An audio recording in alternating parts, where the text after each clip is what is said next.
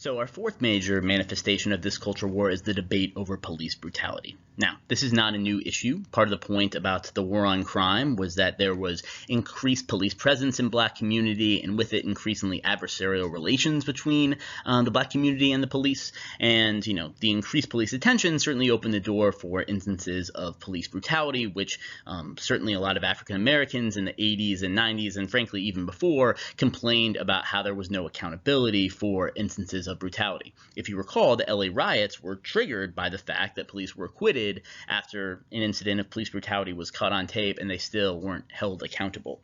So, again, this is not new in the 2010s. It's also fair to say that in the last 5 years or so that you've lived through, maybe 6, 7, 8 now, there has been increased attention to the issue of police brutality through the Black Lives Matter movement, and I want to talk about the political conflict over that next.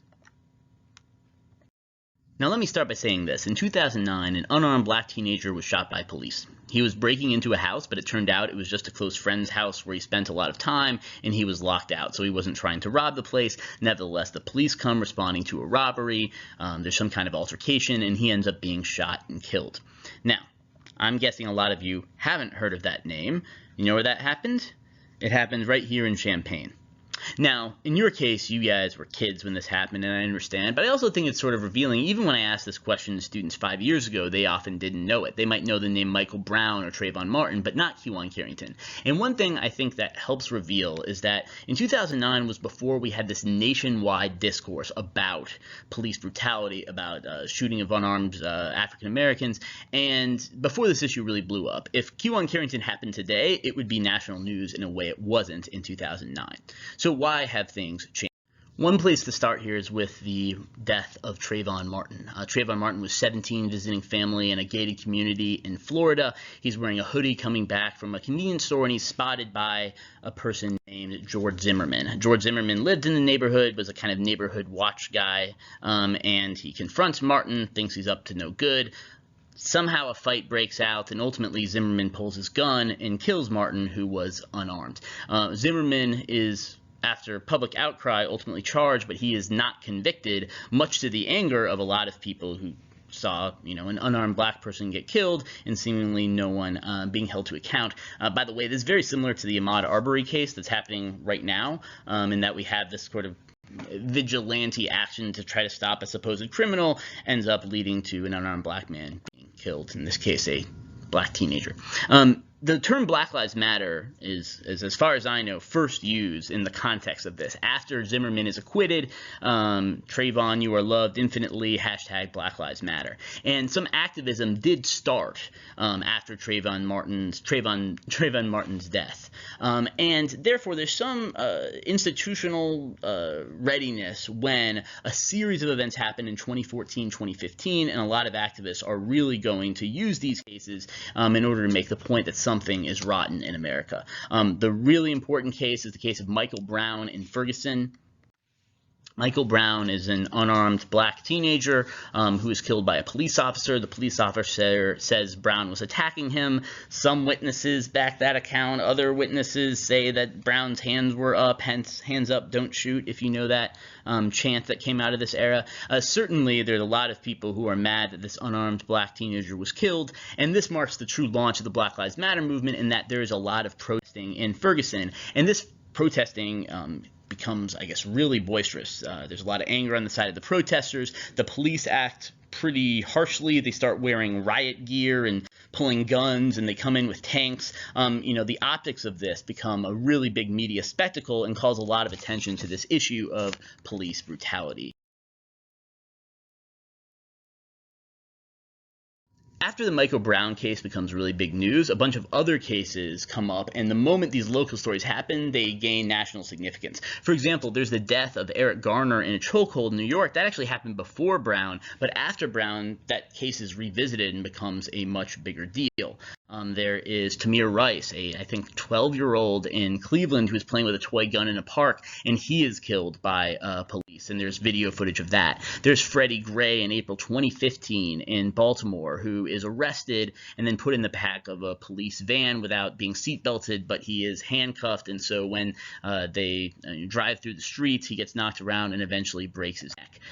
There is the case of Walter Scott, and this might be the most brazen case where the black man in Charleston, South Carolina, is literally running away from the police officer when the police officer shoots him in the back and kills him. The police officer originally said that he was getting attacked. However, he didn't know that there was a cell phone footage that showed that the guy was running away. And this leads to a lot of the activists and people who are angry about this to say, we know that this guy was running away because he was on tape. And all these other cases, and a lot of these, when we don't have it on tape and the police says he's acting in self-defense, how do we know he's telling the truth then?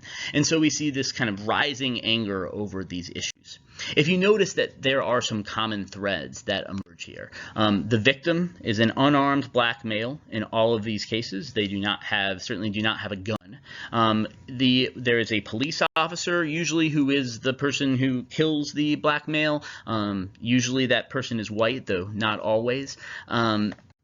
Another common thread is, except in the case of the Walter Scott case, where it was so dead to rights on camera that he shot the guy in the back, that guy was convicted. Everyone else is acquitted, or sometimes it doesn't even go to full trial. And the final common thread is that there's outcry from activists.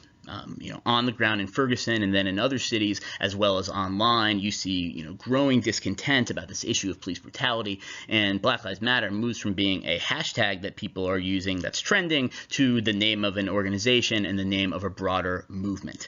Now, in class, I'll ultimately have you think about the sort of ideology of the Black Lives Matter movement and, what the argument is about the police and the deeper argument about American society. But for now, I do want to just say a couple things real quick, and hopefully I'm not stealing too much of your thunder. Think about that term Black Lives Matter. What does it mean? Implicitly in the term Black Lives Matter, there's an implicit also or too. Black lives also matter. Black lives matter too. And the point of it is not that kind of only Black lives matter, but they matter alongside white people.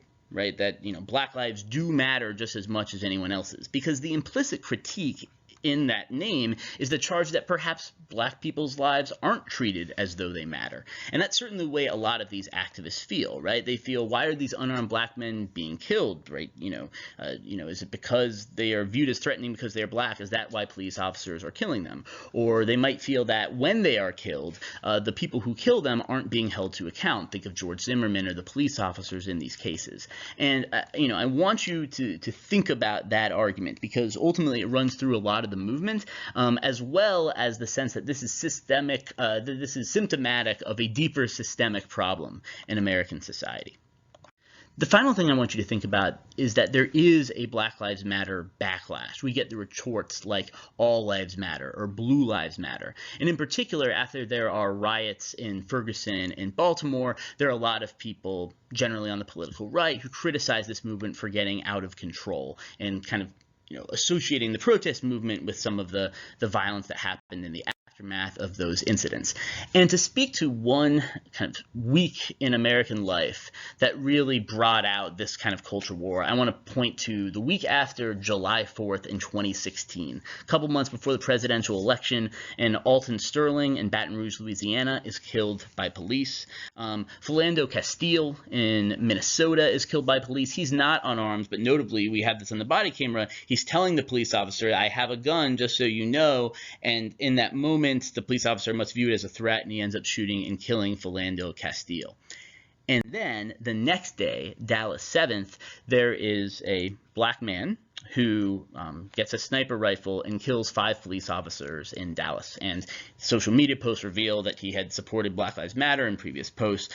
And thus, we have the battle lines of a big conflict. Right, where we have, supporters of Black Lives Matter talking about police brutality, but now supporters, detractors of Black Lives Matter are starting to say, look what this is unleashing. There's so much hatred towards police that people are killing police officers.